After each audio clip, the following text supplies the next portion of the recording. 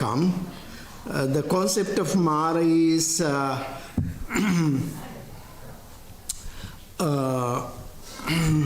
since the enlightenment until the passing away of the Buddha, several times Mara appeared the Buddha. Sometimes Mara wanted to stop the Buddha's effort that Buddha wanted to awaken, and Mara wanted to stop the Buddha's attempt to become the Buddha. And also after that, several times, finally Buddha invited the Buddha to, the time is right, now you have to pass away. The Buddha invited. This way, several times Buddha was invited. So we encounter. So we are going to discuss how Buddha tackled the Mara.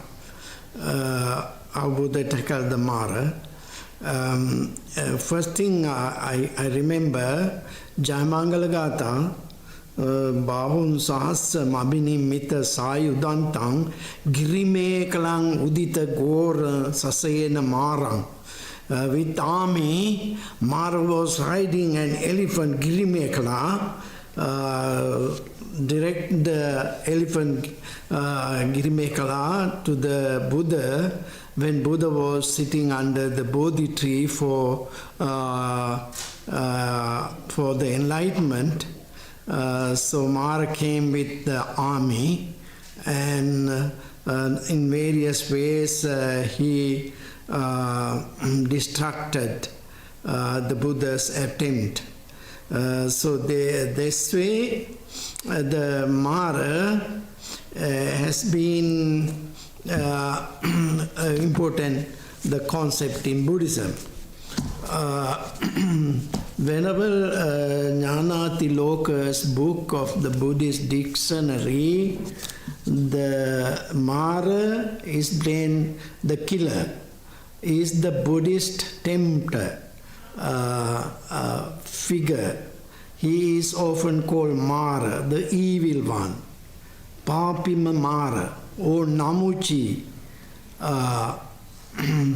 He appeared in the text both as a real person or as a deity and as personification of evil and passions, of the totality of the worldly existence and the death.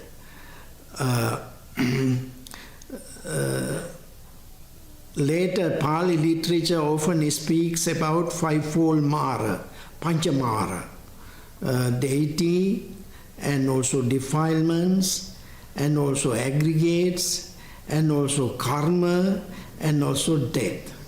As a real person, Mara is regarded as the deity ruling over the highest heaven of the sensuous sphere, that is the Paranimita Vasavati Devas, the deity of yielding power over the creation of others. See, according to the tradition, when the Bodhisattva was seated under the Bodhi tree, Mara tried to vain to obstruct his attainment of enlightenment, first by frightening him through his host of demons, etc., and then by his three daughters. This episode is called Mara's War, Mara Yuddha. For 7 years, Mara had followed the Buddha, looking for any weakness in him. That is 6 years before enlightenment and 1 year after it. He also tried to induce the Buddha to pass away into Parinibbana without proclaiming the Dharma. And also, when the time for the Buddha's parinibbana had come, he urged him on. But the Buddha acted on his own insight in both cases.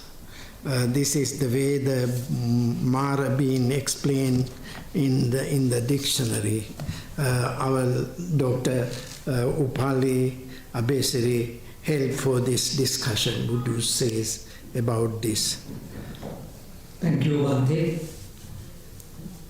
First thing to remind you, today, the Navam Poya Day, is the last time Mara is supposed to have confronted Buddha and said, Bhante, you have done your job, now it's time for you to pass away.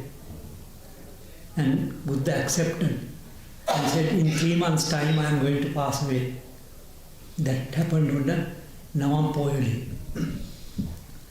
First thing is, Mara is the personification of death, which is universal. In all cultures, all religions, death has been personified as Mara. Now in Buddhism, it's Mara, Divyaputra. They say it's one of the god from what you call the Parinimmata Vasvartana, Divyaloka. That means that's a special Divyaloka where they don't do anything. They go and grab what others have done and enjoy them, like Donald Trump. So Mara is one of those people. So, and even if in Christianity there is the angel of death, created by God. In Islam you get, it's called Islam, also one of the angels created by Allah. Judaism also same thing. Everywhere you go, in Hinduism it's called Murcha Deva. And also it is compared to the god of love. Both. But in Christianity it is different. Satan is different from angel of death. So this is all universal personification of death. And the first encounter is when he decided to leave the royal palace. Mara came and said, don't go away, you will become the emperor of the whole world and enjoy life. This is personification of the conflict he has in his mind. He had a little baby just born, he had a wife and he had the kingdom he was supposed to inherit. So you have a conflict of interest. How are you going to leave all this behind? That's the temptation. Internal temptation personified as Mara. Then when he was about to become enlightened that day, and he is supposed to have come and fought with what's called the tenfold Dasabimbara Mara Sena, tenfold Mara. And those 10 are separately described as Klesa Mara. This is hunger, thirst, discontent, all these things come as tenfold things that people fight in their mind between meditation and enlightenment and lay life, comforts of lay life. So that is why there are 5 types of Mara, Pancha Maha Mara. One is this klesha, the things that attract you.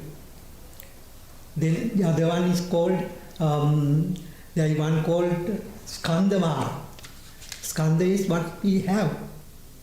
We have the body, we have the body feeling, sensations and all these things, the 5 skandhas. The moment you are born with the 5 skandhas, then your death certificate is certain. That is why it's called Skandha Mara. When you are born with the 5 aggregates, then you are destined to die. You cannot escape. And they have given another name called Namuchi. Namuchi for Mara. Namuchi means the person from whom you can't escape. The only escape is attaining enlightenment. So till then you are every sort of sphere of life is under the influence of the Mara. So this is why the 5 types of Mara described, personification of the Mara. Interesting, because Buddha did not always talk about Mara. There are 2 discourses in the Majjhima Nikaya, Mahasacchaka Sutra and another one called Bhairava Sutra. Both described his night of enlightenment in detail. Bhairava especially mentions about the fears that you encounter when you are in the jungle. Breaking of a twig causes you fear and all these things. And that is how he fought against these worldly temptations to reach enlightenment. But there he never mentions that Mara came with a tenfold thing and fought, or the Mara's daughters came. Nothing are mentioned in those 2. But when you come to other places like Sutta Nipata, Padana Sutta, full description of Mara. And every time Mara comes, he talks to Buddha in poetry. Not simple language. He comes and says, "Oh, you are young, you must enjoy life," that kind of thing. And when he came, he said, "I am going to fight you and move you from this place under the bo tree." That is the famous battle with Mara. And he mentioned, "I have got 10 generals. One is fear, one is lust, one is hunger, one is like that." He described all these things supposed to have. And Buddha said, "No, I am not budging from this place. I am not moving from this seat till I am enlightened. I have my own army. Confidence, Shraddha, Sila, virtue." Like that he said wisdom, sati, mindfulness. So he said, "I have all these things and I am going to fight you." And he defeated the Mara according to the script. That is all mentioned in this sutta. So Buddha has not always mentioned Mara, but they come in various places. And he is supposed to have followed Buddha for 7 years. From the day he left the palace up to 7 years, try to obstruct his progress. And that end of 7 years, he said, "Now you have become enlightened. What more do you need? Why don't you go to Parinibbana, go to Nibbana?" And then Buddha said, "No, I am not, till I teach this to the other people and they learn how to fight you and defeat you, I am not going to Parinibbana." And then he left him alone till 3 months before he passed away. He appeared and said, "Oh, now you have done your job, why don't you retire from this life?" So he said, "Yes, I am like an old cart now. I am very feeble and I have various things, but I have managed to establish the dispensation and my followers are defeating you one by one. So I am quite happy to pass into Parinibbana." So this is sort of 2 sides of this story. One is the personification of death. Other one is the people think that there was a real Mara Divyaputra who is from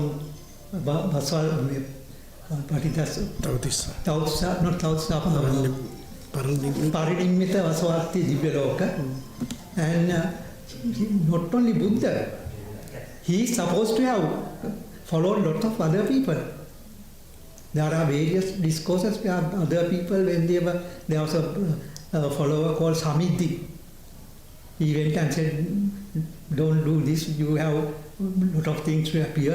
Then the Vajira, famous story. He tried to dissuade lots of people. followers, Mara, the Mara Divyaputra. And there is a little bit of confusion because we don't know whether Mara was one in the Parinimmata Vasavatti Divyaloka, or they are all called Mara, because in the Dhammacakkappavattana Sutra they are talking about Devenava, Marenava, the gods and the Maras. And there is, I think there is another sutra where he was told, give up this. With all the things that you have learned from Alara Kalama and Uttakarama Putra, you can become a Brahma, Deva or Mara and enjoy life in those spheres. So Mara may be also all the people in that Parinimmata Vasavatti Divyaloka. So this is the sort of gradual. What time is it, Bhante? You want to say something, Bhante? No, you continue. So this is the concept of Mara in Buddhism. And I think there is a late Ananda Guruge has analyzed this concept very well. I can't remember what the book is, but he has, I think, written a small book about the concept of Mara. And he describes how the 5 types of Mara belong to the 5 types of things that we encounter in our normal life. One is our body and our 5 aggregates, like that. Then all we have as klesha, defilements in our mind, which drags you to lay life rather than try to get away from lay life and become enlightened. Like that, there are various things. And some other discourses, they only describe 4 types of Mara without the Divyaputra Mara, the god. And in sort of Christianity also, it's the same thing. The god of, the angel of death has the duty to come and take the soul away from the body when the appointed times comes. That is his duty. Whereas Satan is separate. Satan is the one who tries to oppose everything that God wants done. So there is a conflict because there is a difference, because in Buddhism the Kama Deva or Ananga or something is also called Mara. And he goes with the violin or lute or something and carries 5 arrows. And they are all arrows with flowers to attract you to the lay life, so that they can continue to roam in the samsara and have births and deaths and births and deaths. That is his duty. And in Hinduism also it is the same thing. They don't talk much about Muttradeva or something. Muttradeva is supposed to be a female god, I think. But they say that Muttradeva and the god of love, or Cupid, Ananga, are the same thing. This is the difference between the Christianity, Islam and other religions. Hinduism, the Indian type of Eastern religions, the temptation and the death are the same in Indian Buddhism included. Is this good with the body, with the kaya? Yeah. Yeah? Mm. Not only the soul. Charlie, you want to say something or ask questions? What is the question? What questions do you want to ask?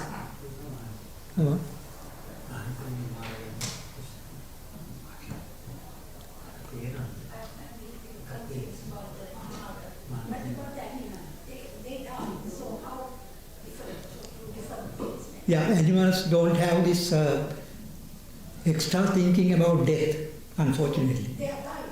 They are dying. But they are sensitive. That is why the Mara is included in all the types of births, in all spheres of birth. We belong to the same sphere, like what is called sensual sphere. Animals, ghosts, hells, All those things belong to one sphere, sensual sphere. Yeah, but that is can't be a deva, there's someone who's controlling, so it can't be. So that's what I can't understand. There will be somebody who doesn't want to go to heaven, we can come and Yeah. confuse you with all the bad thing, the human. But the animal, they die. So that's what I don't understand. The animals do not want to they don't have the higher type of thinking, where they want, animals are not thinking about death at any time moment. They are not. But they are sensitive, isn't it? Yeah, they are scared, they die, but they don't think, or they don't think higher things like how do we escape death. They try to escape death in their life, but not doing a higher meditation or developing their mind or things like that. So there is no need for anyone to go and tempt them, because they will enjoy life as it is. They will try to escape death, but they can't. So they are bound to the death heavily. That's why they are called dugati. Animals. Is that the question you want to ask, or what?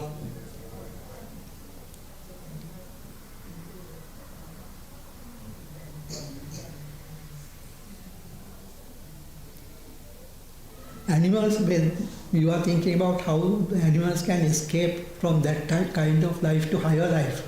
You see? That's also born as animal, so it's famous, or samsara. Yeah, because all this, the samsara is, you can't think of a beginning of samsara. Yeah. So even the most, even tigers, animals, they also have past karma which may be good ones. We can go and go inside. And they might come forward and release them, but they say it's very difficult to get out of animal and lower lives in samsara. But it is possible, because Buddha described that he was born as animal and then again was born as a human, like that. And it goes on and on. And it is due to the karma, past karma. I don't think Mara can influence the karma. They can't.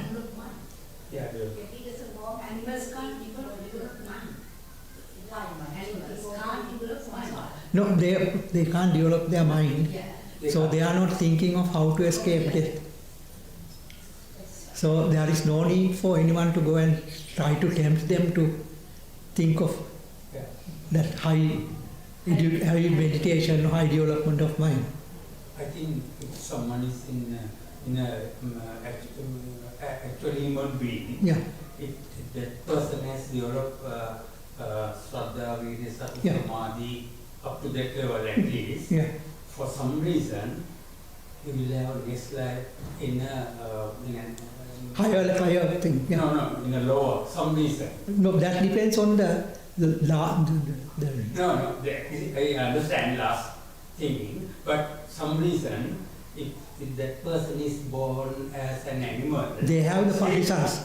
Yeah, but still, I don't think that person will live as in animal world for a long period, because he had already developed Saddha, Virya, Sati, Samadhi in the past. Yeah, So in a shorter period of time, like Dharma Shoka, yeah, I know, like a shorter period of time, he'll be born again as a human. yeah. It's Yes, possible. yes. It's possible. There are so many stories. So, There is one story where the priest died and was born as a bug, but, because he was attached to his probe. yeah, And after 7 days, the bug died and then came out as a human being. human. And Dharma Soka, then famous Malika Devi. Malika. There are stories like that. Right. It depends on the past results of past karma. Yeah. If you have developed quite a lot and then unfortunately had a bad thought during your last moment of death, Yeah. you can go down and then come back again. Yeah. It's like snakes and ladders, you know. Yeah. If I say past kusala karma, kusala Yeah. sanskar, that will like, give results later on. Yes. Yeah, it is your mind. That's why we said klesha. This is personification. of your thoughts as a different person. Death is death. Death is a process that happens. But then death is called Mara. You are thinking the death as a person. Death will come to you. Mara is coming to get you. Like that. But then if you're by nature a good person and a kind person, why would Mara prevail? Mara, it is not Mara. It is the personification that he will come and try to stop you from doing good things. But it is in your own mind you have unwholesome places, mental factors and wholesome mental factors. So they are having a battle inside your brain. According to neuroscience, all these things are latent. Anger, hate, jealousy, everything has a circuit, separate circuit of neurons. When you see something, that starts acting in the brain and all these circuits sort of compete. If you are a bad person, then you will become angry with something or you will become jealous. That circuit will win over. Buddhism is how to weaken these circuits and then get rid of them. Now neuroscience says these circuits are, if you keep on activating them, they become stronger and stronger and stronger. If you develop anger for somebody and think of anger all the time, that becomes very strong. Whereas if you become angry and you think, oh, let that person be, why should I get involved in anger, and become forgiving and kindness, metta, loving kindness, then that circuit will get weakened and the other circuit will get stronger. Because now neuroscience sort of agrees that there is a thing called plasticity of the brain. They have tested these Tibetan monks who have done meditation for 10-20 years and found out that those circuits are weak in their brains. And they say that plasticity you can gradually get rid of ones that you don't want to do. That is why some of the bad things that happens to you, after some time you can't remember.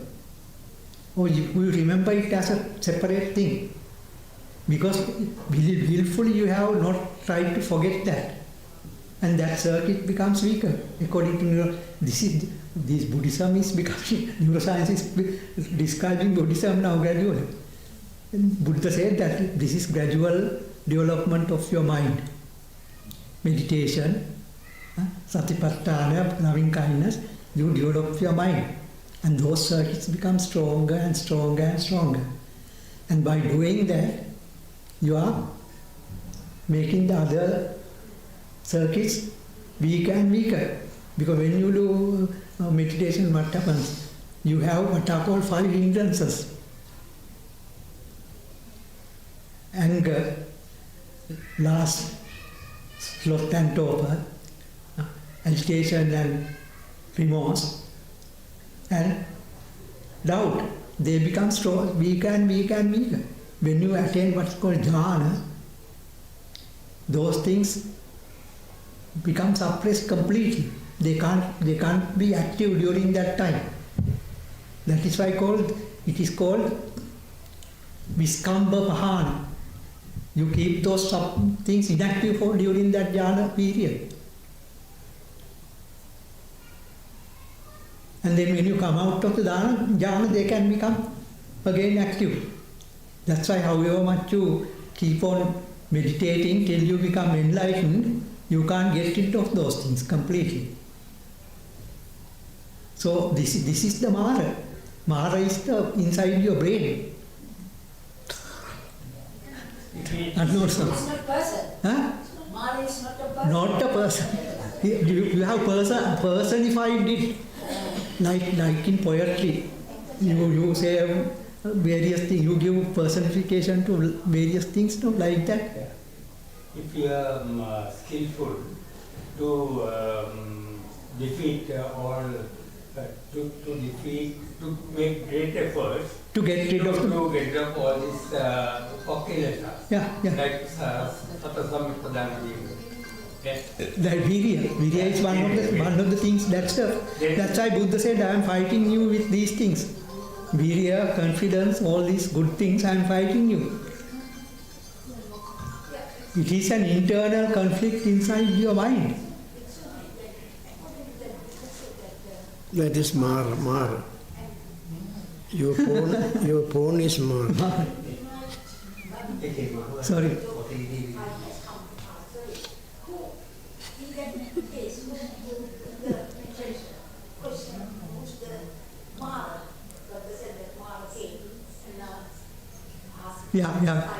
Yeah. That there was no, as far as my belief is, there is no such person as Mara. It is your conflict inside your mind. You give it a name as Mara. Mata Marya Vahuna. When you get angry, you say Mata Marya Vahuna. I think after Buddha, after he became Buddha, enlightenment, also maybe some thoughts came. Well, he hasn't eradicated. He has not eradicated. Already eradicated. No, not unless the thing is the Buddha attained all 4 stages in one go. Till then he hasn't eradicated any of the bad ones. After this, some book says, one of the monks said, after his enlightenment, Mara came to near poetry and then said something again and something. No. What happened was after the enlightenment, Mara was so disappointed. He sat close to the Buddha and started digging the ground with a stick or something. Then. And then his daughters came and asked, what's the problem? Why are you? And they said that.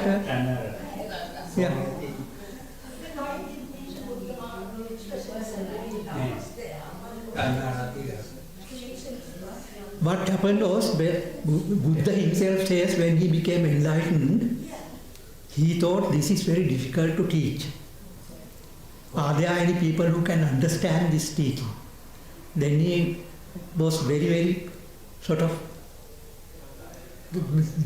he was not decided whether this teaching could be understood by people. That is the incidence I was saying when Maria came and said, now you have become enlightened, go and finish it. That's the internal, Buddha's mind, the internal conflict. How can I teach this difficult teaching to people? Then he is supposed to have looked around thinking, if Alar Karama, Uddakaram, Puttan, they'll understand. But they were in one of the immaterial worlds. Then he looked around and thought, at least the 5 ascetics would understand. And then he started walking. And then he met one of those Ajivakas, Upaka. And Upaka asked, you look very brilliant. Who is your teacher?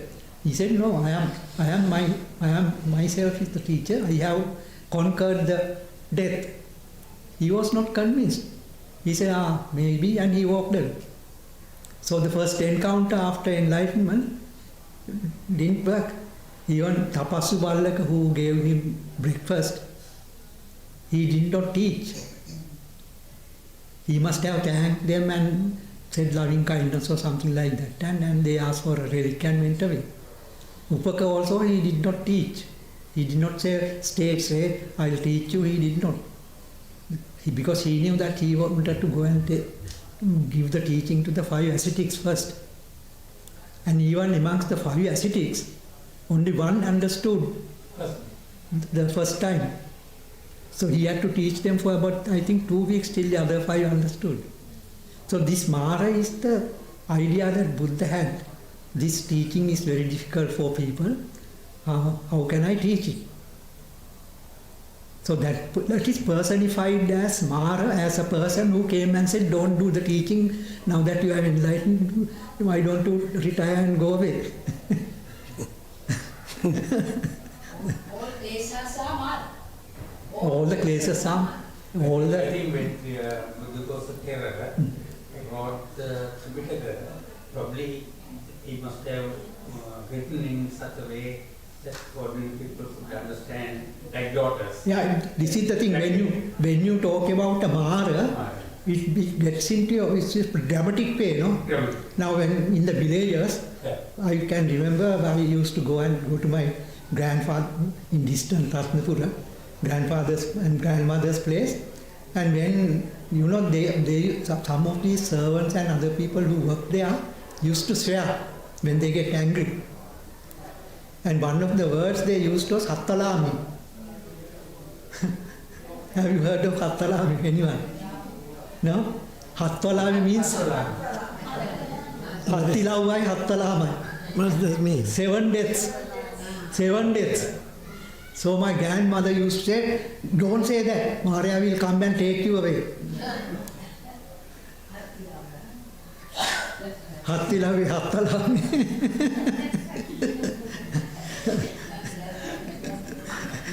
It is a belief. I used to get frightened when I hear that. So I asked, how can you escape? Don't go out for another 5 minutes.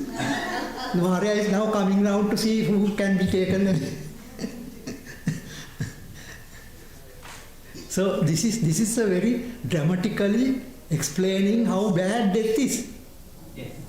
And that you are under the death till you have got rid of the kleshas, till you are not born again with the 5 aggregates. When you become enlightened, you are not born.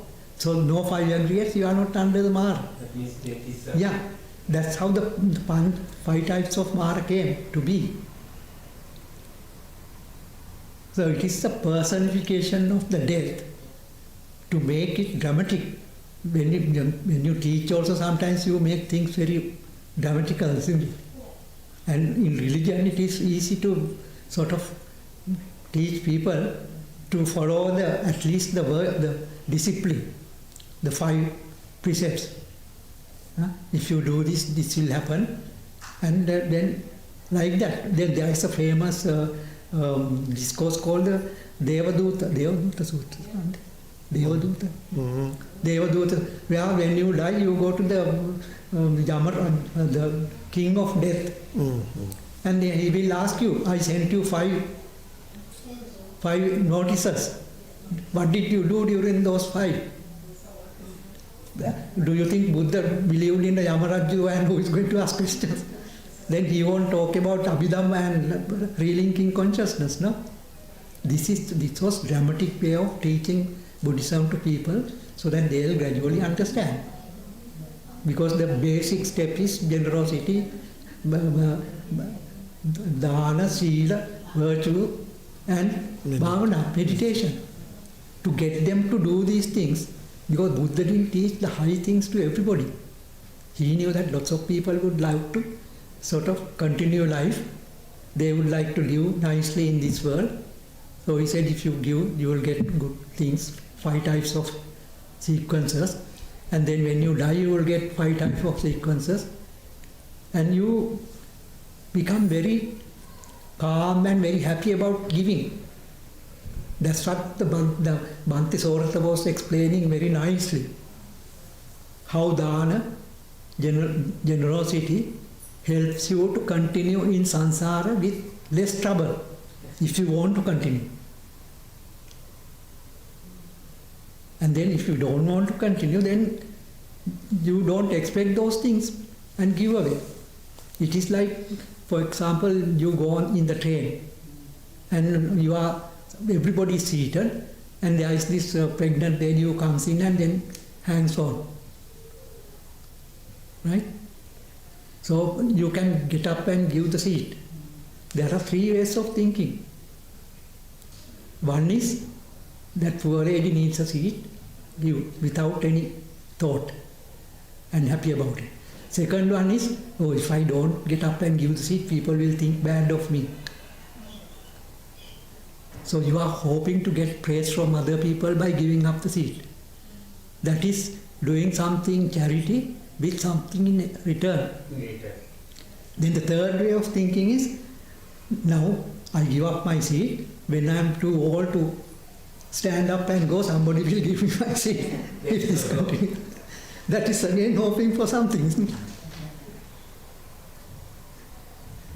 I'm going to talk about this next year, next hour also, one thing. We have another few minutes.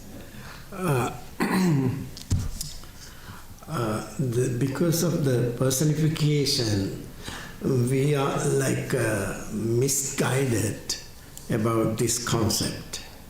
As Dr. Well explained, these are the defilement mainly. In a spiritual sense, we need a progress to overcome the negative or defilements. But if there is a hindrance, that can be taken as a Mara.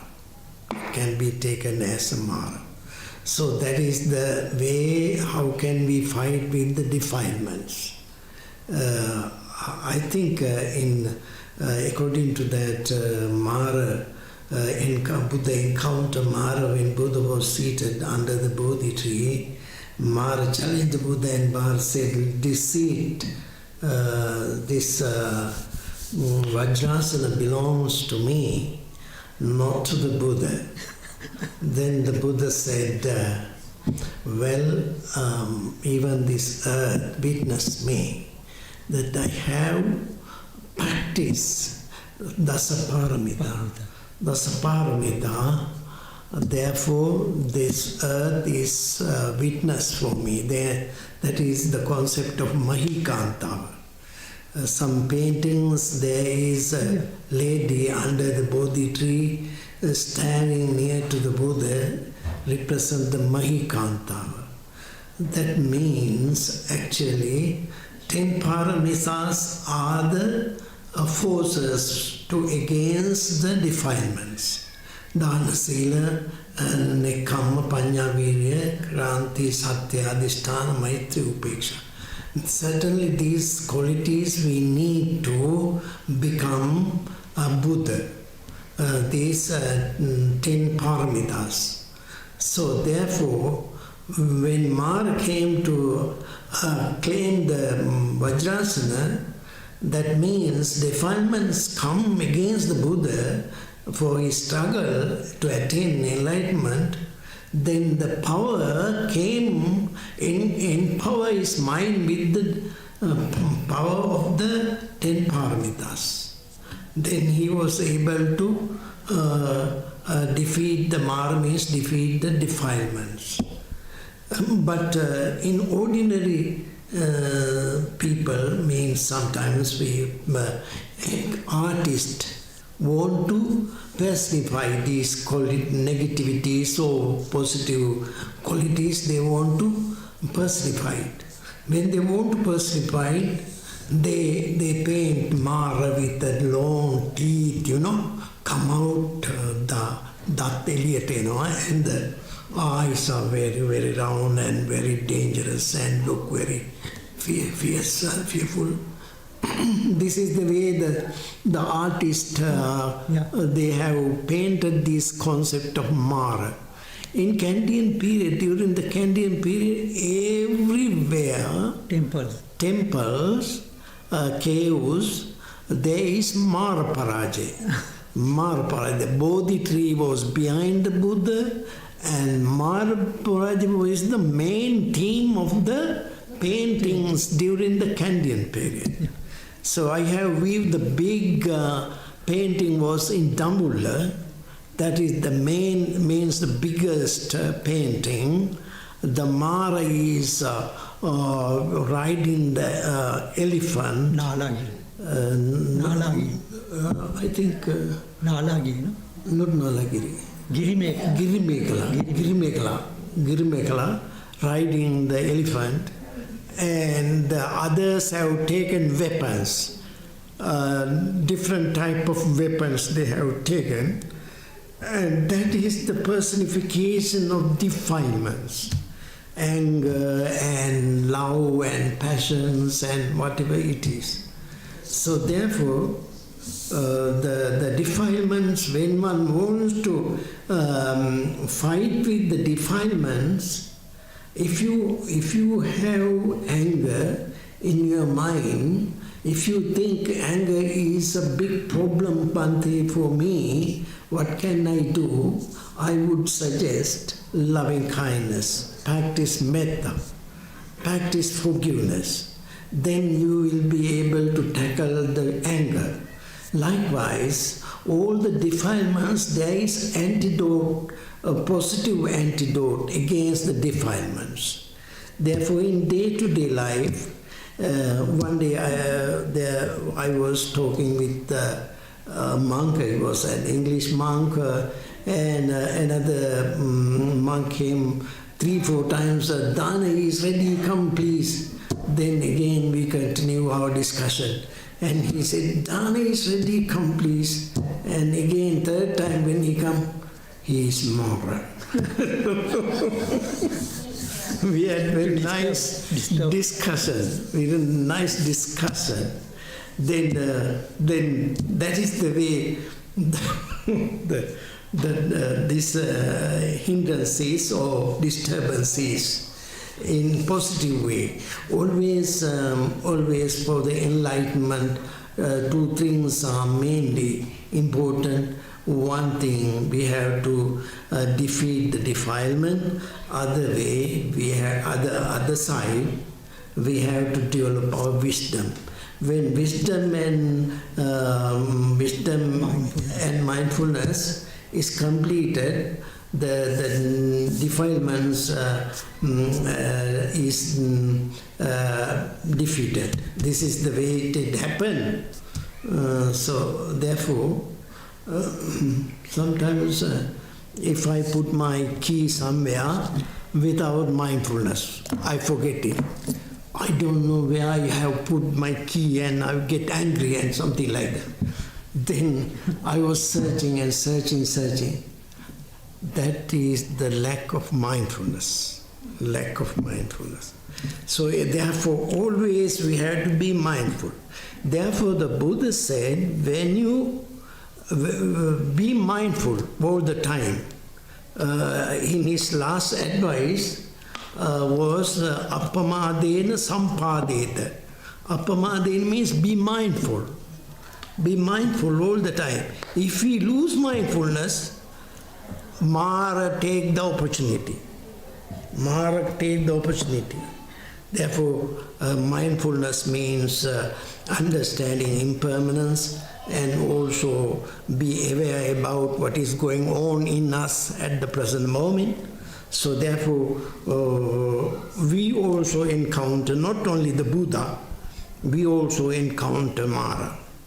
When we are aware about, we can recognize Mara is here, and we can use mindfulness or whatever it is suitable. We can use that. Otherwise, defilements or obstacles become more stronger and stronger, and we lose our opportunity. That is the message what we have to say. Not only Buddha, all the defilements, negativities, challenges arise. When challenges arise, we have to fight the challenges to win to get our goal. So therefore, in ordinary sense, we all have different type of maras. You have your own mara, I have another mara, and our doctor has another mara. This way, because our goals may be disturbed by different things. So therefore, when we are aware, we can understand the disturbance is the Mara. That is the idea, what I have to say. Buddha must have thought that I'm getting old, I must go. So that can be the Mara. Yeah, So yeah. that thought can be the Mara, thou say. That thought has come back with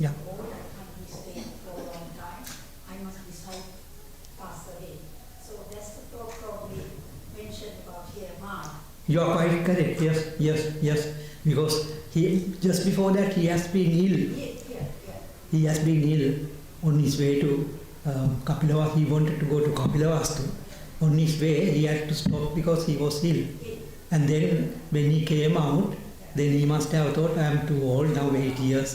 The dispensation is going very well, and it's time for me to attain Parinibbana. That thought is the Mara coming and telling him to go. Okay, and he has already Completed his mission. That's what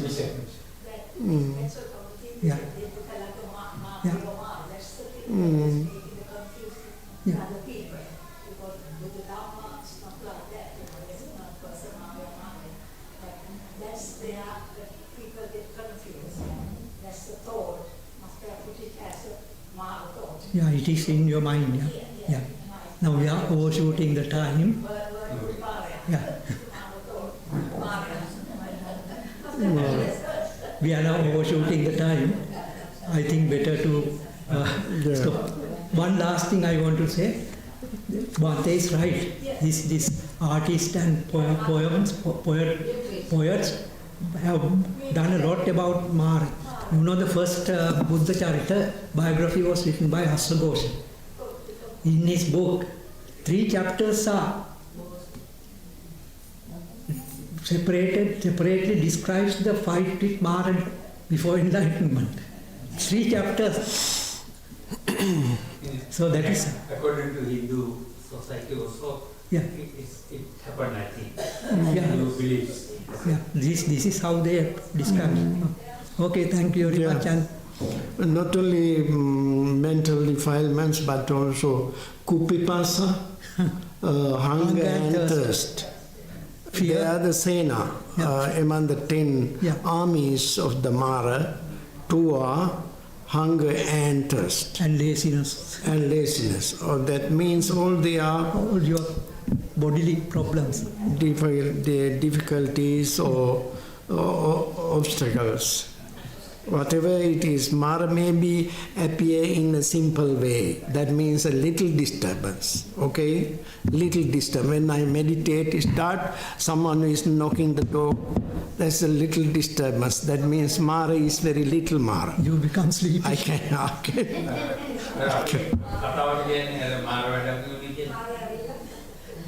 You become sleepy. That is also Mara. Shall we stop, Bhante? 10. Your talk. But Yeah. Okay, thank you very much. now, doctor's talk actually, I appreciate very much.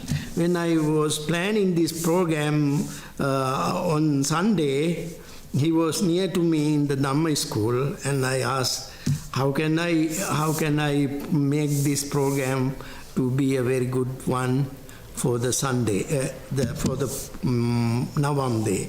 He kindly accepted, Bhante, right? I contribute something. I appreciate very much. He talks today wholesome and unwholesome deeds, punya and papa. Very interesting. Thank you, Bhante. Your turn. Okay. Thank you, Bhante.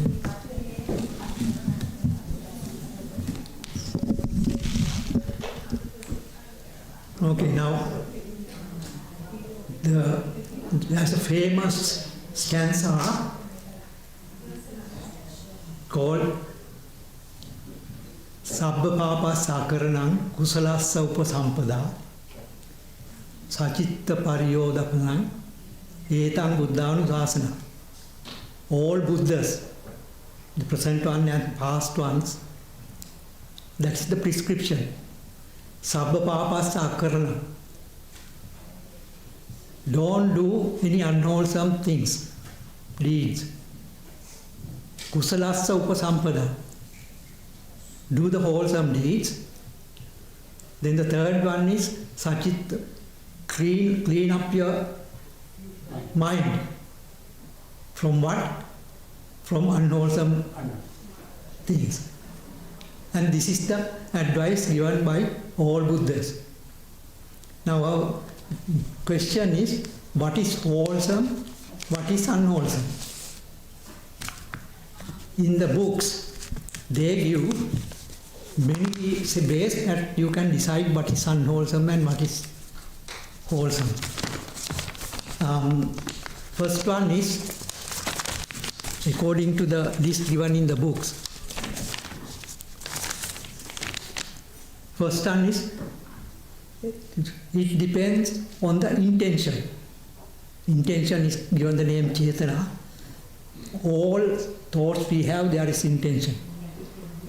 You cannot have a thought without intention.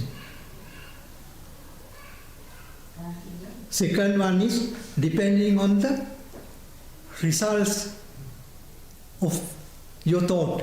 You think and then you act either by words or deeds. Results. The third one is whether the society, especially the wise people, will approve what you have thought, what you have spoken and what you have done.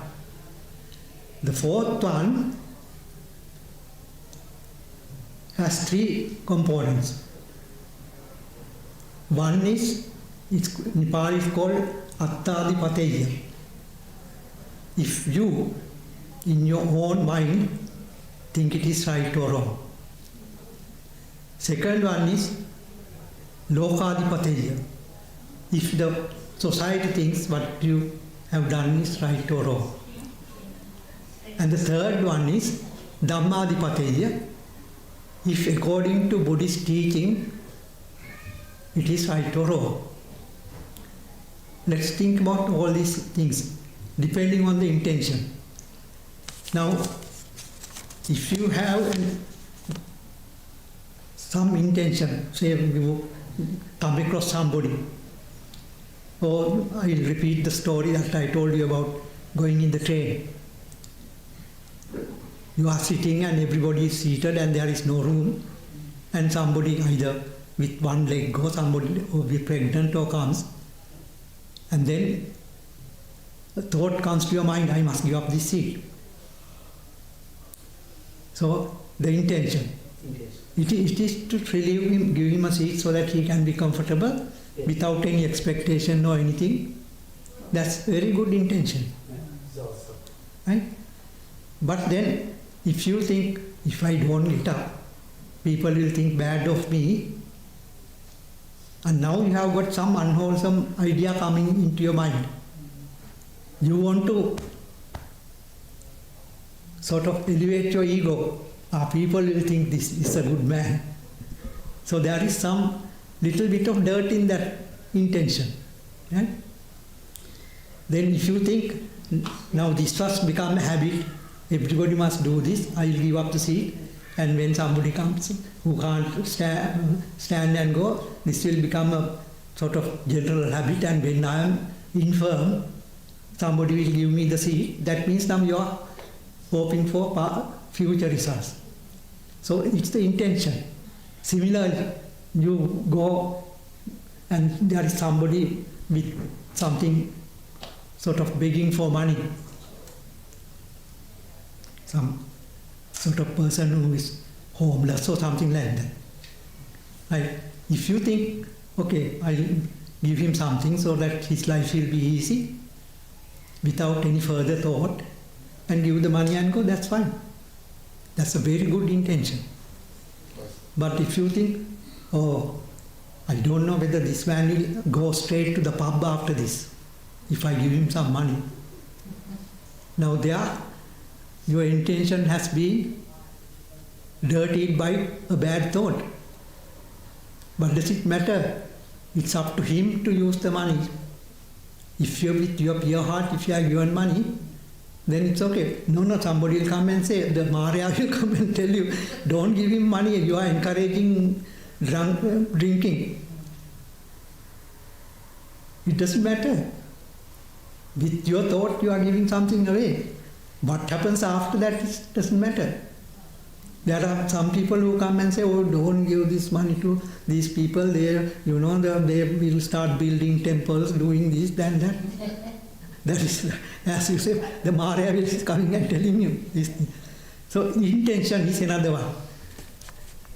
Second one is depending on results of action. You must think of the results of your action. Now here there is conflict of this thing. If you think that if I give you money, that man is going to the pub, then you think it's going to be a bad result. Right? If you think that he is going to have a good meal and appease his hunger, that's a good result. And the result should be both applied to you, the giver and the receiver. I am very happy that I have given something and make somebody happy. Right? And then if you think this man is going to the pub, then I got a bad result in my heart eyes also. Because I have given money or I have encouraged drinking. So, wholesome, unwholesome depends on results also. To yourself, to the person who is doing, and person who is sort of receiving or the results. The third thing is depending on the approval by the wise. Now here, you have to be careful. This comes up in the Metta Sutra when you describe Vinyu hiti. Huh? Vinyu has to be defined. Vinyu means somebody who is wise and also honest and with good discipline. There are people who can be educated but cunning or bad, sort of with bad thoughts, angry or things like that. They are not Vinyu. So what you think, do is approved by somebody who is wise and disciplined, then that will be a good indication of whether you have done a good thing or a bad thing. Then the fourth one, there are three I told you. One is your own heart, your own thinking, conscience. That is up to you to decide, thinking how what I am going to do from what I have thought is going to give a good result or not. This is where Buddhism has put two very important terms, sati and sampajanya. Sati means mindfulness, as Bhante earlier said. Mindfulness is you are thinking of what you are thinking. You are thinking of what you are thinking. If you are not careful, you can do things without mindfulness. You act spontaneously without mindfulness.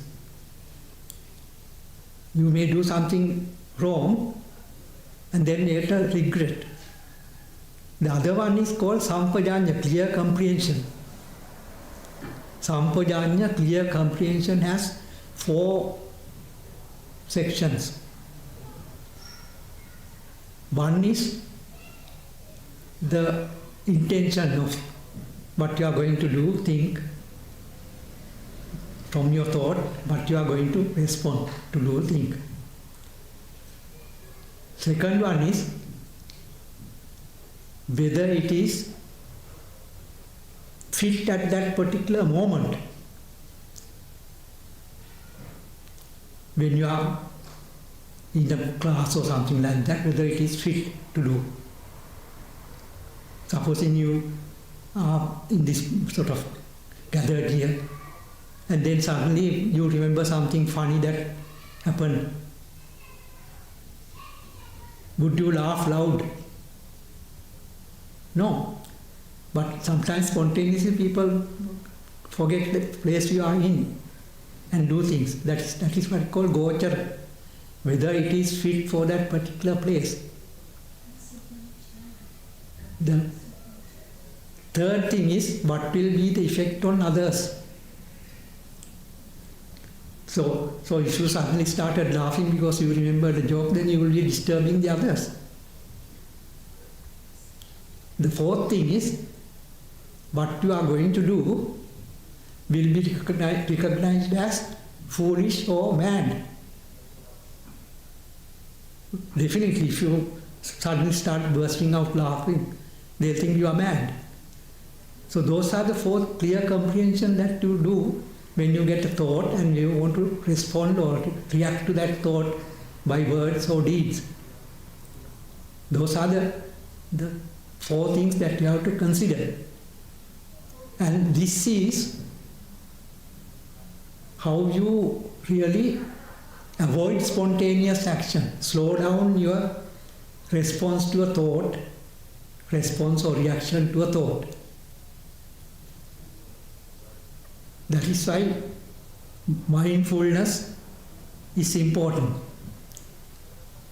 Because you are aware what you are thinking and what you are going to do as a response or a reaction to the thought that came to your mind. Sati, Sampajanya. Those four things are very important in our life. Very difficult to practice because very often what we do is we react spontaneously. We don't think. Sometimes we just, if somebody says something, we just come out with some reply, which was not the most suitable thing to have said. That is why in Buddhism we are taught how to slow down your mind. That is where Satipatthana or mindfulness meditation teaches you how to slow down your mind so that when thoughts come to your mind, you don't do spontaneous reaction or response, and you think about it, Sati Sampajanya, before you take any action.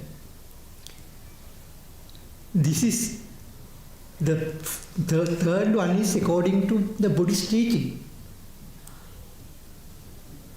Now, Buddhism teaches that thoughts come to your mind, and they don't come just as a thought. They come equipped with what are called mental factors. Without mental factors, you can't have thoughts.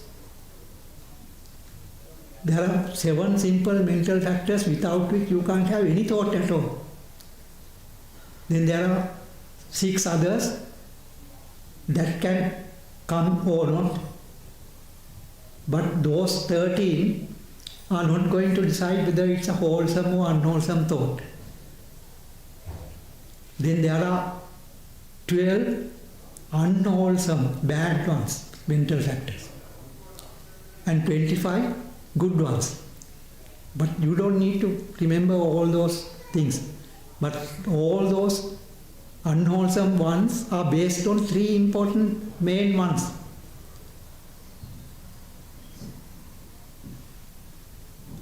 Raga, dosa, moha in Pali. Raga means attraction or greed, craving, clinging, everything to something. You see something, some good fruit,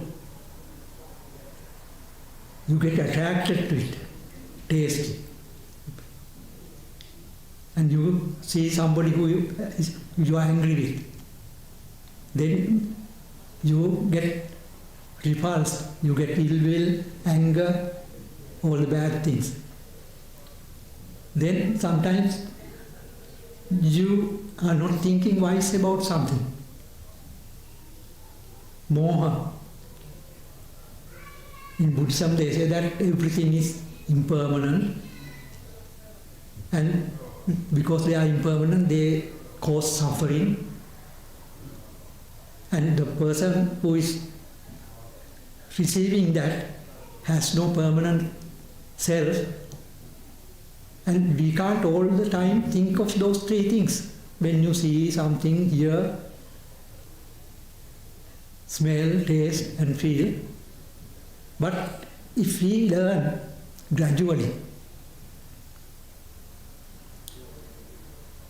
To realize that our thoughts come with wholesome and unwholesome mental factors,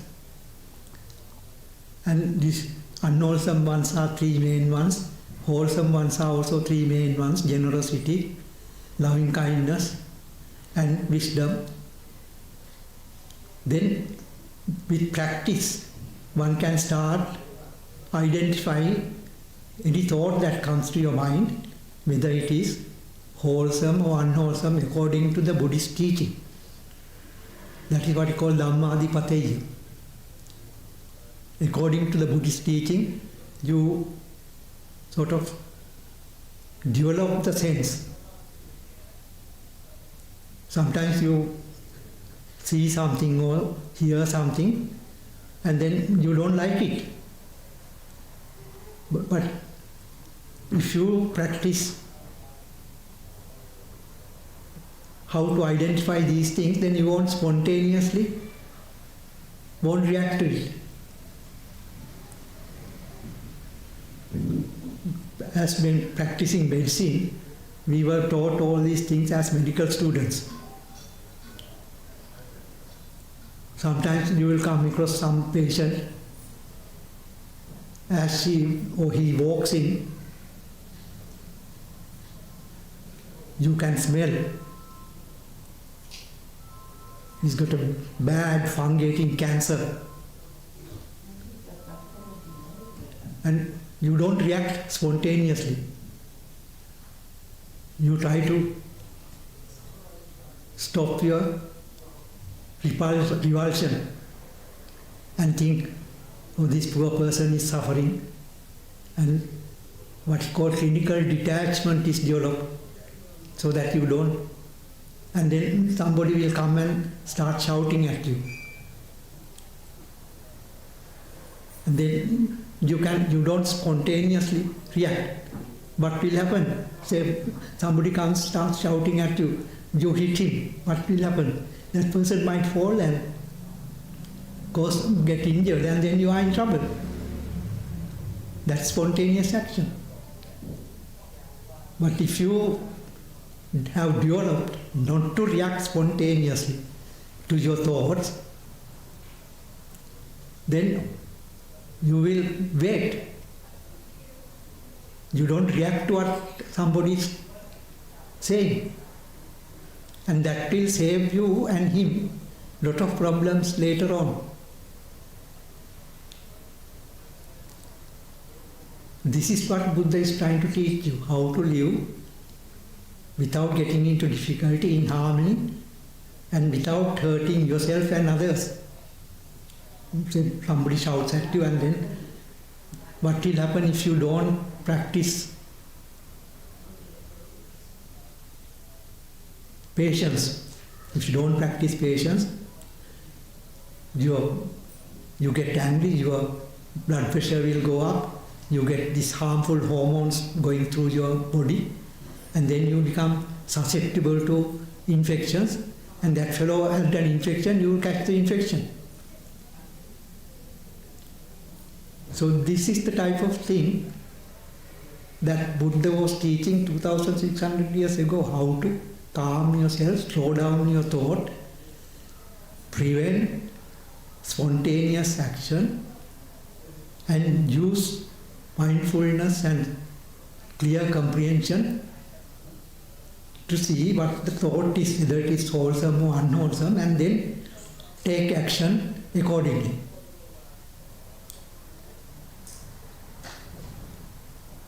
So what he was saying is, slow down. Thinking is very fast. Slow down, slow down.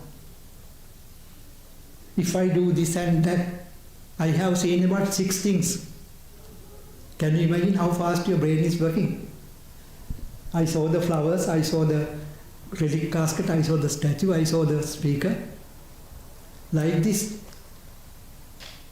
And if I saw something like a nasty person or something, then I would have got a bad thought immediately. So this is how fast the brain is working. And what Buddha was telling is, slow down, slow down, slow down. Keep thinking of what you are thinking, and then you will know whether it is wholesome or unwholesome. The famous story is you walk on the road and see something coiled up on the middle of the road. In our countries, immediate thought is it's a snake, and you jump away from it. Right? But if you didn't jump, but you stopped and looked at it, and properly it's a coil of ropes, a coiled rope. There was no necessity to jump and fall and break your hip. See, that saves you. That's the idea in practicing mindfulness and clear comprehension as much as possible in your thoughts, in life. Then once you have decided something is wholesome, then you can take the proper reaction. Something is unwholesome, you can take the proper reaction. And in taking the proper reaction, as I told you, it has to be really proper according to Buddha. That is why we have got two words for wholesome things. One is kusala, the other one is punya. Same thing. Lots of people think punya and kusala are same thing. It's not. It's not. Buddha didn't say sabba punyasa, he didn't say punyasa upasampada. Kusalasa upasampada. Because there is a difference between kusala and punya. Punya is something you do with some hope. It will help you in the journey in the samsara. With some expectation. You go and give a birthday present to somebody. You expect that when your birthday comes, he will come and give you something. But if you give something without thinking, no, I'm not going to receive anything, that's fine. So that's a difference between punya and kusala. That's why when the Bhantes will come and tell you all the good things that can happen to you when you give a dane or when you do a katina, pinkama and all these things. That is for people who are not thinking far. People who think, oh, I must give something so that I'll get something proper. I'll be wealthy. Or in my next life I'll have everything. And if I put 2 stitches, I'll be born as a Sakriti king twice during the Katina. So the Katina robe, you come and go and do things. That is the difference between punya and kusala. Expecting results. Punya is expecting results. Kusala is you are doing something to get rid of your craving, greed, all those things. With the hope of becoming enlightened. That's why Bhante was talking about paramita. You develop paramita by doing these things. You are developing dana paramita, giving dana. And like that, sila paramita by keeping your precepts. All these things you are doing paramita as Buddhist. And gradually, as we become more wiser and wiser, maybe in another 1,000 lifetimes, then we'll be able to do only kusala and no punya. But Buddha has not said don't do punya. Some people come and say Buddha has said do kusala but don't do punya. No. Buddha has said do punya. Not only that, they say that little by little if you do punya, they will collect and give good results. That is because he agrees that this enlightenment cannot be done unless you have been practicing for a long, long time in your past lives, done in one lifetime. People who are supposed to have developed first stage of enlightenment immediately after listening to one stanza are people who have been practicing for a long, long, long time. Now, even these Bhantes who are wearing the robe and practicing the Buddhism as a monk, they must have done this in the past. Otherwise, it's very difficult to give up homely life and become a priest. Because I myself experienced this. My father passed away when I was 6.5 years, and my mother was very religious, and we used to go to the temple very often. And as a 7-year-old boy, I wanted to become a priest. So, as usual in Sri Lanka, they check your horoscope, they check your caste, everything. And then, okay, you are accepted. And the night before I was to become a priest, I woke up in the night hearing somebody crying. It was my mother crying in another room. That's Maria. So I decided I am not going to become a priest because my father is gone and mother is there. See, this is the thing.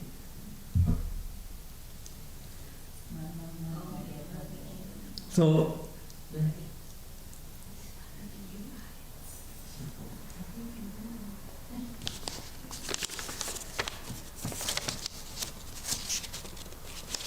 that is why, because you cannot sort of develop, become enlightened in one life, Buddha encouraged people to do punya.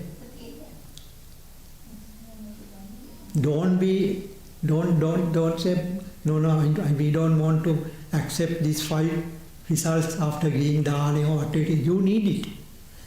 Because we don't know where you will be born. If you have done good enough things, your next life will be comfortable enough so that you can practice Buddhism.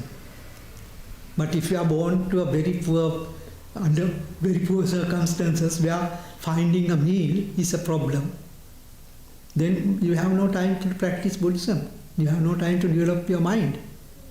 You have wasted another lifetime. That is why Buddha said, little by little, continue. In the Dhammapada there is one verse, it says, little by little, like the raindrops. If you do punya, that's it. And then that will connect and give you good results. So this is the difference between the punya and kusala, the wholesome things. Then in the unwholesome things, there are unwholesome things from which it will take a long, long, long time to get out of the bad result. We end up in Sattva. They have described 5 of them: killing your mother, killing your father, killing an arahant, right? Wounding a Buddha, and also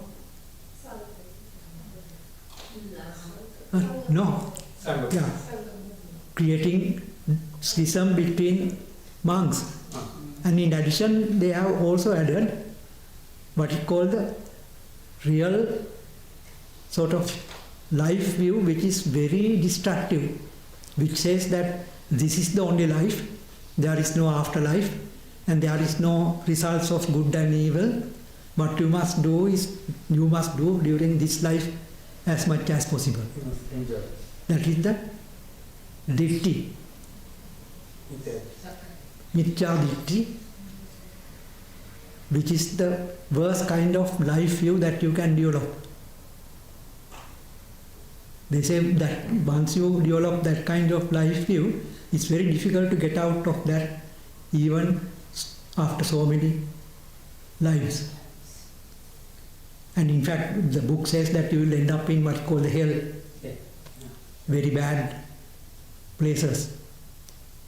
So good, wholesome, unwholesome, also there are good grades.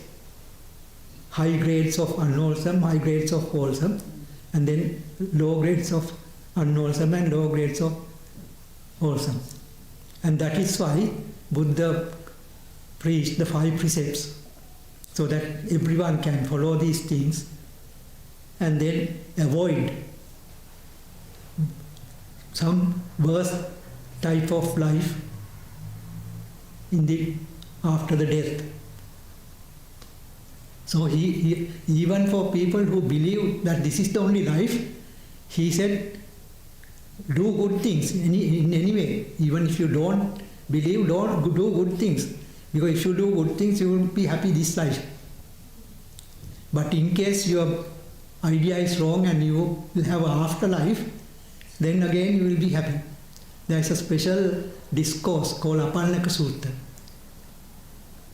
Yeah, he tells people, even if you don't believe in afterlife and good and bad, do good things, because in case you are wrong, I am telling you are wrong, but in case, if you don't believe, but in case you are wrong, in your afterlife, you will be happy. So he has preached to people who don't believe in afterlife. He has preached to people who believe in afterlife and what he called with the soul that's going to God and all that.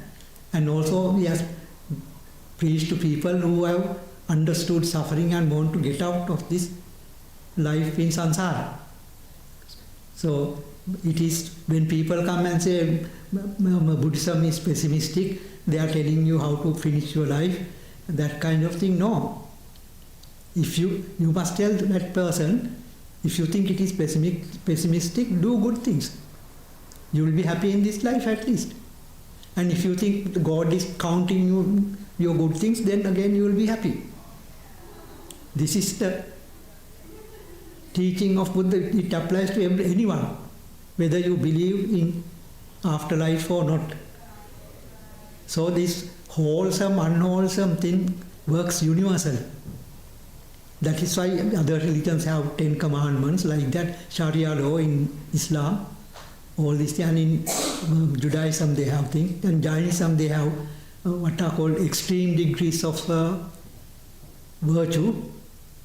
Whether even if you kill without any intention by mistake, then you have done a bad thing according to them. So it's a universal type of teaching that we are following. Only thing is we are at the higher end of the scale, whereas some other religions are a little bit below. For example, if they say to please the God, you can make a sacrifice. That you are killing an animal, which is an unwholesome thing. But they accept it as wholesome and do things like that. So these are the various degrees of unwholesome, wholesome, depending on the religion, depending on the culture, depending on the region.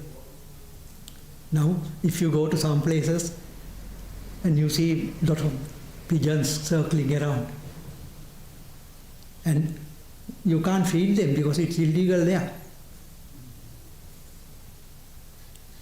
If you go to the zoo, you can't feed those animals, it's illegal. So you have to sort of pattern your wholesome, unwholesome deeds according to the surroundings also. What you can do is don't do unwholesome, don't go and sacrifice an animal.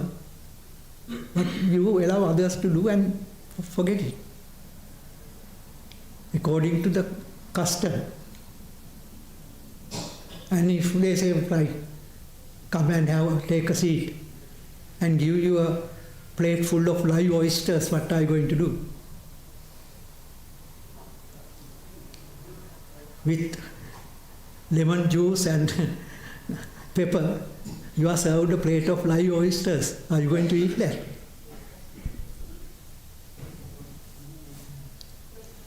You can say, sorry, I don't like them. Or I am allergic to oysters or something. There are sort of what are called samyak prapa, justified falsehoods. So this is the thing about a wholesome, unwholesome. You have to decide according to your conscience, according to what others think, according to the culture, the circumstances, and most of all, according to the Buddhist teaching, whether it is wholesome or unwholesome, as Buddha has taught us.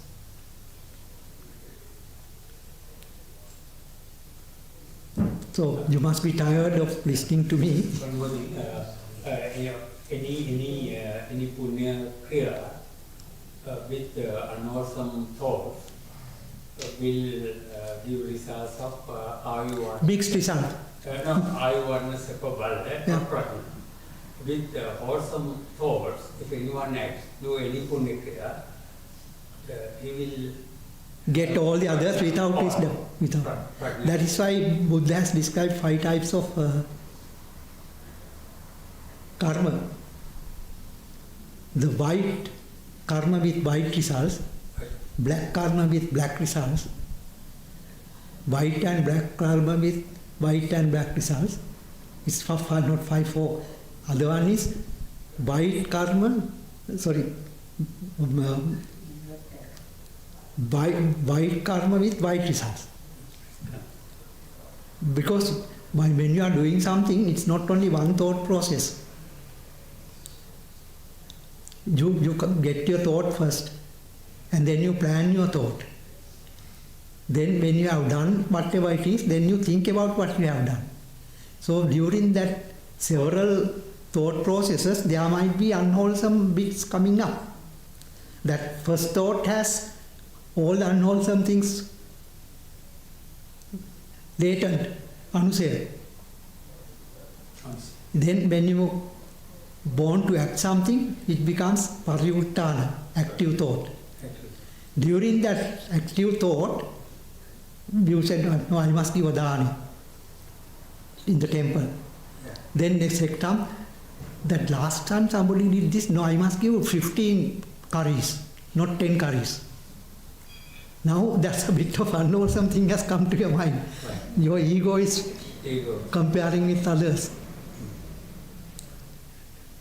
Better than. That's right. And then when you have given the dani, you are very happy. Then you think, oh, that priest did not eat the curry that I made. There, you have spoiled your karma. Or somebody didn't come for my dani. Next time I am not going for his dani or her dani. Another bit of unwholesome thinking came to your mind. It's very difficult, very, very difficult. I mean, as normal, ordinary people, we get these thoughts. In Buddhism, what you must do is, when you get the thought, don't act on it. Vitikkama. So they didn't come for my dani, but I go for their dani. You decide. So that way you can always counteract the unwholesome things. Because there are 3 stages. One is anusaya, latent in your heart. Second one is pariyuttana, the thought has come. Then vitikkama, you act on it. So there are 3 stages.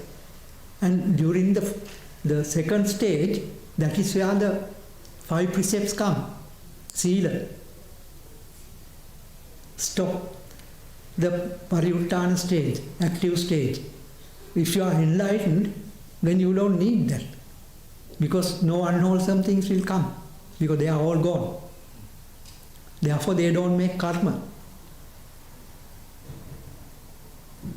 Okay, I think we got another 10 minutes. You want to discuss, add things, or ask questions? Or?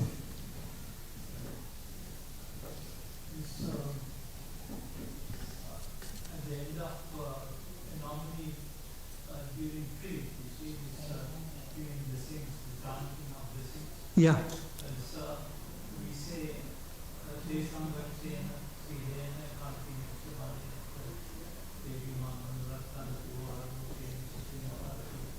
You see, so does that mean that, of course, we think that when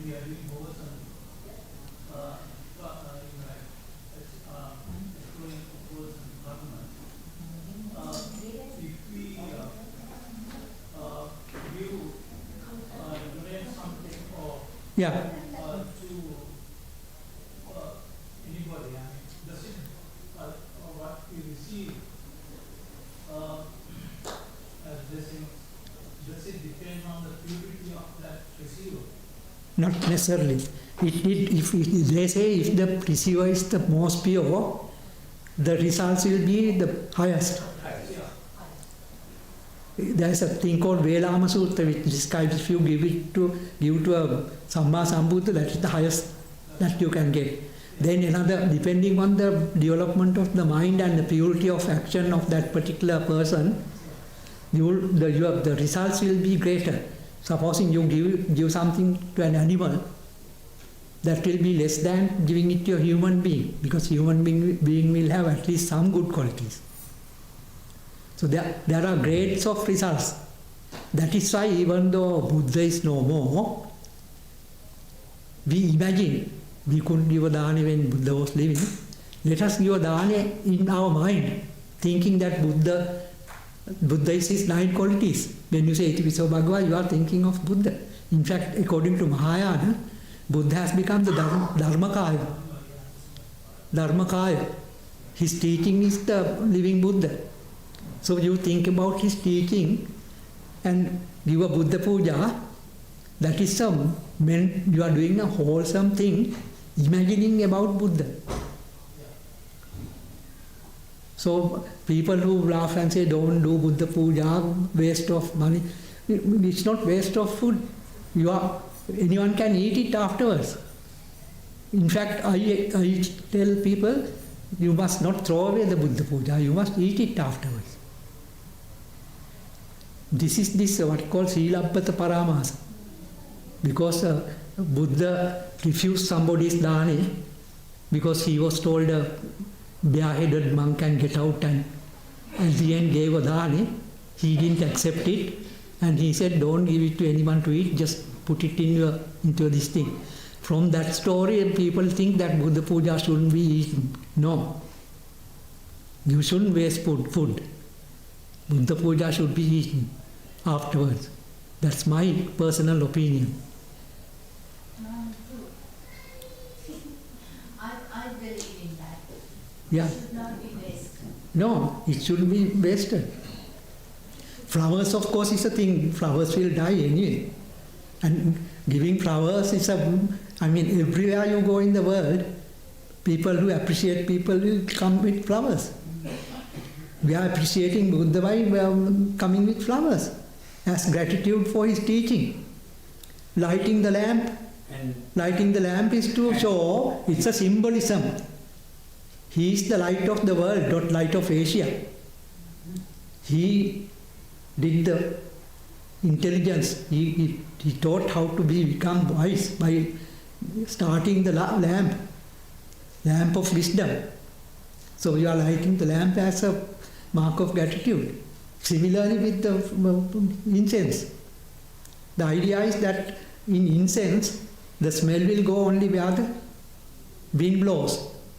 But Buddha's qualities will go all over the universe.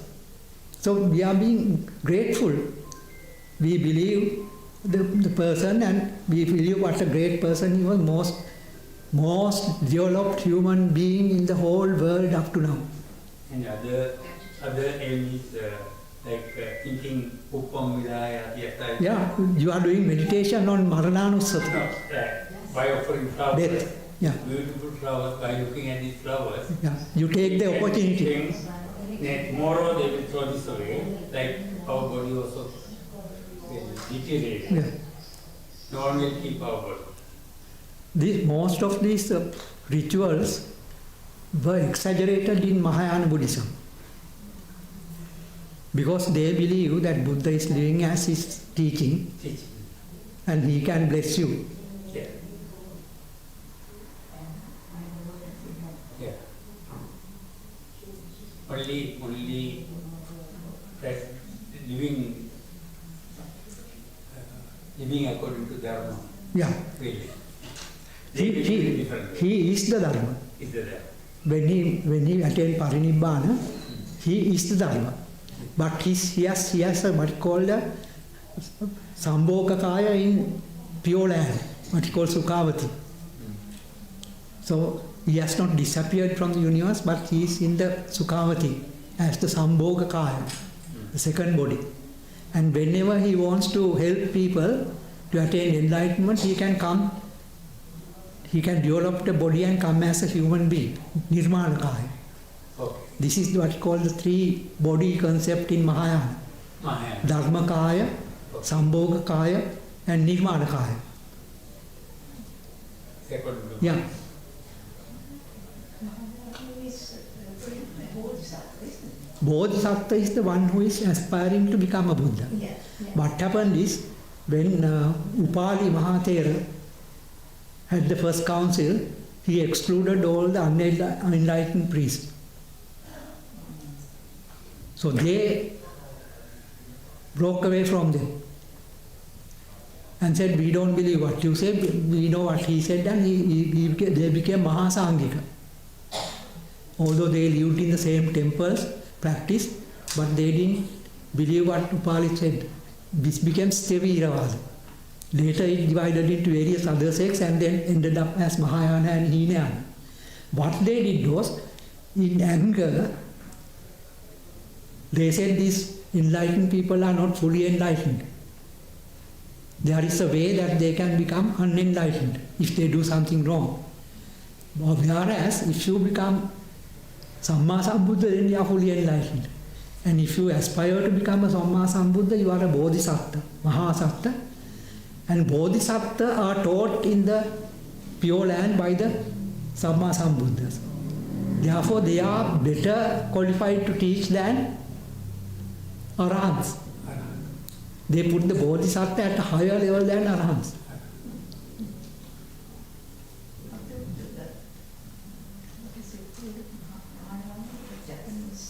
So they are all Mahayana. They are all. Japanese has a combination of everywhere. Now in Tibet they have combined their things. China also, lots of countries they have combined things to fit them. But the basic teaching of Buddhism is the same. In Shinto Buddhism, they don't do what we do, but they just practice. I don't know much about Shinto Buddhism, no. I know that it's mixed with the Mahayana in Japanese temples. They crack. Yeah. Put like this, our hands, but they Right. with the noise. Shinto. I don't know much about the Shinto religion. Hinayana means Theravada. Hinayana is both Theravada, Hinayana, they said the lesser cycle. Okay, lesser. If you want to become an Arahant, it is not the great thing. Great cycle is if you want to become Samma Sambuddha. According to Mahayana, you can't become enlightened without becoming a Samma Sambuddha. Okay. So that is the great vehicle, Mahayana. And this one was called the lesser vehicle to sort of to run them down a bit. Okay. And then I think 1956 or 57, in the World Buddhist Council, they decided not to use the word Hinayana, use Theravada. Theravada. So the Hinayana term was abolished Okay. from practice Okay. because it was a sort of insulting thing. Means no. Yeah, if you want to become a Arahant and go become enlightened yourself, you are selfish, they say. Yeah. You are not thinking of others. But if you want to become a Samma Sambuddha, you are thinking of everybody. And the Bodhisattva will always take the vow, I am not going to become enlightened till all the people are enlightened, which is impossible. No? Which is impossible. I mean, how can you become a Bodhisattva and wait till everybody is enlightened? You can't. No use assets. I thought Bodhisattva is just they are living like normal people, and like Bodhisattva is before becoming Buddha. Yeah, they are aspiring. They are doing good for the others. They are living their life for the sake of others. Always, not thinking of themselves. That is the Mahayana Bodhisattva concept. And there are very strong things. There are what you call dasabhumi. You have to, like paramita, you have to do separately. After completing the paramita, you have to do what you call dasabhumi practice before you become a Samma Sambuddha. It's a Bodhisattva thing is a very great thing in sort of very complicated thing in Mahayana Buddhism. And Bodhisattvas can help you to become enlightened. That is the idea, to do good things, to help people to become enlightened, teach them. And they are in turn taught by Buddhas who are in Sukhavati. In my mind, I was thinking, Mahayana Buddhism, Bodhisattva is just living normal, all the comforts and everything. No, there is nothing taught about comforts. You live for others' sake.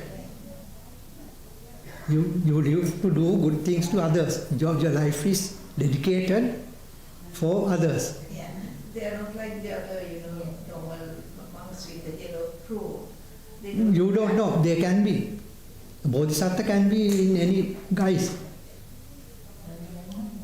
In Japan, Yeah. they didn't wear those clothes. They had some kind of white Yeah. garb. Yeah. I think it's 3 o'clock now. What do you have at 3 o'clock? Tea time. Oh, tea time. Thank you very much. And Thank you for your Punyanumodana.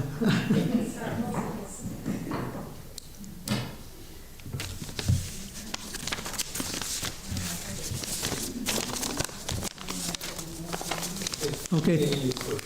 Thank you. The tea must be ready if you want to go.